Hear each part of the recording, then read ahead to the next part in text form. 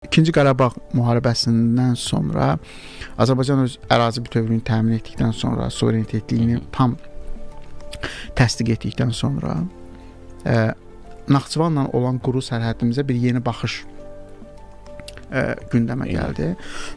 Bu bütün hallarda Naxçıvanın özünün də iqtisadi inkişafı üçün önəmli bir katalizator olacaqdır. Bilirsiniz ki, Azərbaycan 2030 strategiyası qəbul olunarkən Naxçıvan üçün də sosial-iqtisadi inkişafa dair strateji sənəd qəbul olunmuşdu və o sənədin ən önəmli determinantlarından biri nəqliyyat kommunikasiya qovşağının bərpa olunmasıdır. Və mən hesab edirəm ki, orta və uzun müddətli dövrdə bu məsələdə öz aktuallığını tapacaq və bugün Naxçıvanda aparılan islahatlar oradakı yeni komanda üçün də onların sosial-iqtisadi siyasətinin də mərkəzində bu ticarət qovşağı olmaq və eyni zamanda bu magistrallarda rol ala bilmək məsələsi gündəmdədir.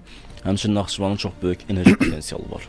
Bunu unutmaq olmaz. Təbii ki, enerji potensialı var və eyni zamanda bu enerji potensialından əlavə olaraq alternativ belə deyək, ticarət qovşaqlarına çıxış kimi də baxa bilərik və ümumiyyətlə Azərbaycanın enerji siyasətində, daxili enerji təhlükəsizliyi siyasətində də bu 2-ci Qarabağ müharibəsindən sonra yaranmış geostrateji mövqe buna zəmin yaradır deyə düşünürəm.